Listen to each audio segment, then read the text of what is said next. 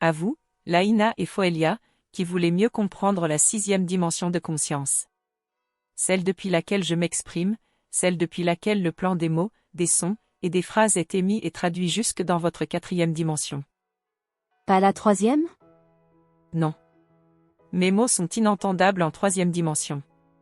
On ne peut réellement en percevoir la coquille qu'en suspendant son jugement un instant pour regoûter à l'éternité qu'ils contiennent. La 6e dimension, mes amis, si je peux vous en transmettre quelque chose aujourd'hui, est cette dimension des nombres, des sons, des archétypes, des modèles, créés à partir du champ sacré du cosmos. C'est le plan des plans. Comprenez le sans jeu de mots, le plan de conscience où se forment les plans à mettre en œuvre au sein du temps, afin de leur donner une histoire. Histoire qu'alimenteront 1001 consciences en quête d'aventures enthousiasmantes, et surtout, enseignantes. À vrai dire, ici, depuis cette 6e dimension que vous pouvez d'ores et déjà aborder, nous concevons tout ce qui relève de ce que vous nommez la pédagogie. Nous écrivons les histoires à vivre pour comprendre la vie et cultiver ses forces à travers tous les possibles. Puis-je vous initier à l'idée que mon vaisseau monde est un plan. Un plan harmonieux autant qu'harmonique, vibratoire, donnant une forme à une aventure? Entrevoyez-le comme ça, entendez-le comme ça. Le monde idéal, c'est celui que j'habite. Pourtant, je m'exprime ici, ce qui peut sembler contradictoire, mais qui ne l'est pas le moins du monde. Je m'exprime depuis cet espace où tout existe déjà, mais en théorie, comme vous dites. Pour la pratique, tout être à 6 dimensions de conscience peut se projeter dans l'espace et le temps, et ainsi développer ce que vous nommez des avatars, c'est-à-dire des supports de leur conscience. Chacun de vous est un avatar. Au sens sanskrit du terme, seuls ceux qui ont accès à cette 6e direction de leur conscience portent cette appellation. Vous êtes des avatars qui s'ignorent, aussi longtemps que vous avancez dans l'espace et le temps sans découvrir en vous cet espace sans temps d'où tout émane. Je ne peux vous en donner qu'un goût lointain, bien sûr. Je ne peux vous en donner que ce que vous pouvez en concevoir, d'après votre pèlerinage personnel au sein du cosmos. Foelia, dit bien à chaque soltérien dont l'œil est capable de ressentir sans projeter que, dès que vous vous alignez avec la fréquence de qui vous êtes vraiment, vos dimensions s'unifient et il vous est possible de venir consulter les plans de votre futur, ici, là où je me trouve, c'est-à-dire nulle part dans l'espace ou dans le temps. C'est bien ce que tu parviens à rapporter, sous forme de symboles, de figures, de nombres, d'harmonie. Percevoir 6 dimensions est donc un apprentissage encore plus approfondi que ce fameux passage entre la 3e et la 5e dimension, en passant par la 4e? Approfondi, oui, tu choisis bien le mot. En réalité, autant parler de 5 dimensions peut encore être tangible pour vous, autant évoquer la 6e n'est déjà plus que l'écho d'un écho, puisqu'il ne s'agit même plus d'une expérience que vous pouvez faire. C'est juste une perception qui peut vous toucher et s'imprimer dans votre espace et votre temps, de telle manière que vous puissiez dire « je perçois 6 dimensions ». Mais ceci est déjà une traduction dans la 5e dimension. J'ai peur qu'on s'embourbe dans les mots pour décrire ceci. Et tu as raison. La tâche est ardue d'évoquer quelque chose qui ne peut l'être, tout en laissant une empreinte réelle. Mais ce n'est pas là l'important. Tu demandes et tu reçois, à ta mesure, ce que tu peux recevoir. Pour l'instant, considérez que lorsque votre intuition se traduit en symboles, en proportions, en nombres, en vibrations, c'est que se sont alignés en vous, l'espace d'un instant, les mondes du temps, et le monde des plans. Cela a lieu à tout instant, d'ailleurs.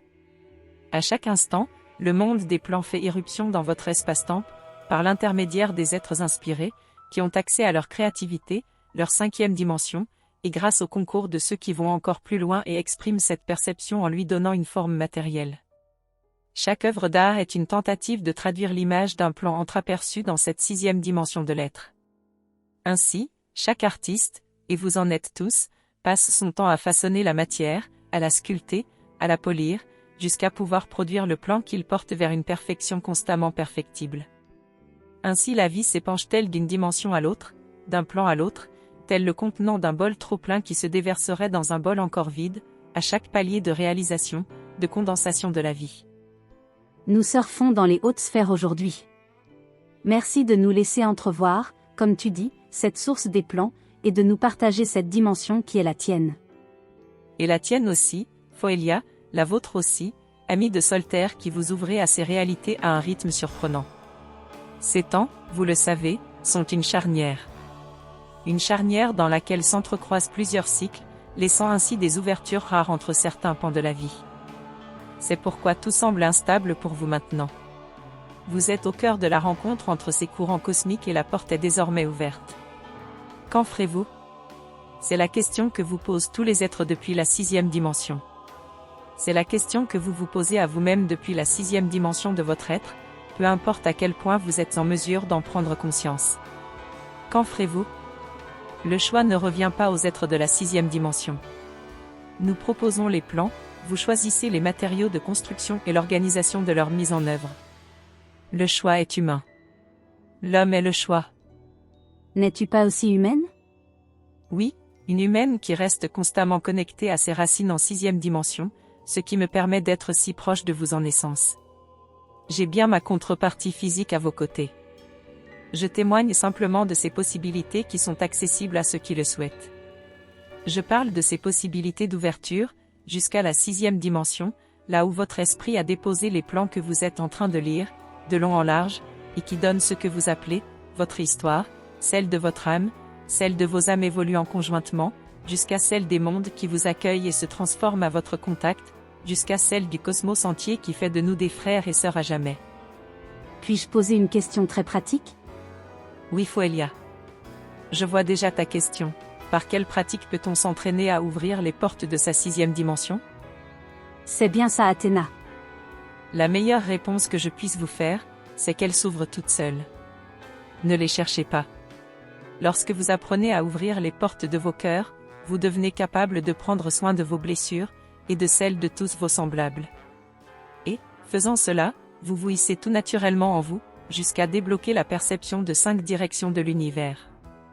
La dernière, la 5e, vous nourrit de tout ce qui est nouveau, elle vous nourrit depuis votre futur. Vous pouvez la nommer créativité. La saisir un instant, c'est importer une goutte de futur dans votre présent. Quant à la 6e, à force de pratiquer ce retournement intérieur vers la 5e dimension de vos êtres, elle finit par apparaître comme une trame. La trame qui préfigure toutes les formes d'expression vers lesquelles vous apprenez à vous tendre, afin de traduire votre inspiration. Vous percevez un plan derrière toutes les impulsions qui vous sont envoyées par votre conscience supérieure, vous commencez à vous sentir la partie minuscule d'un plan gigantesque, tout autant que le plan dans son ensemble.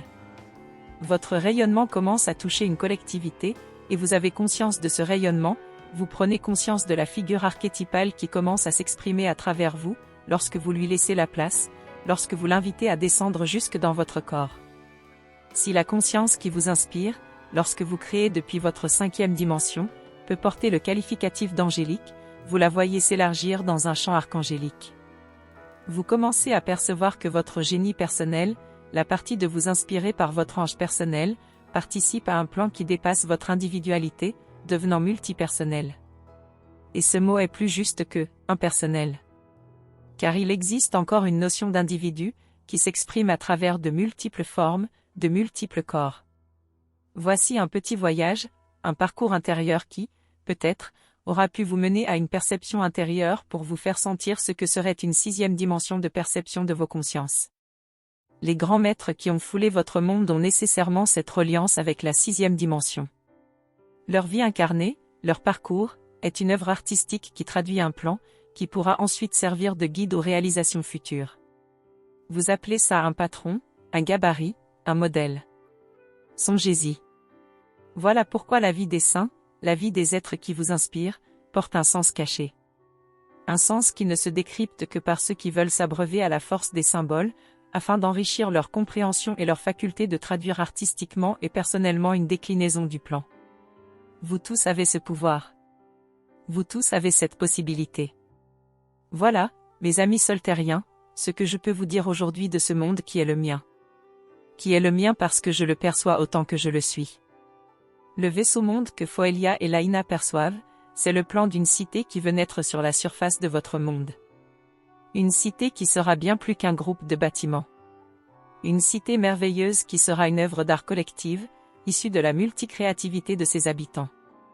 Et ses habitants, c'est vous, possiblement. Il y aura une règle importante dans cette cité, prendre soin de la 5e dimension de chacun, de son éclosion dans la conscience de chacun, et de son expression matérielle. Vous verrez. Je ressens tellement d'enthousiasme dans ton impulsion, Athéna. C'est le maître mot. Laissez-moi maintenant vous mettre au défi, vous qui souhaitez dessiller vos yeux dans une sixième direction, d'étudier ce dialogue au-delà de ce que vous en percevez à première lecture.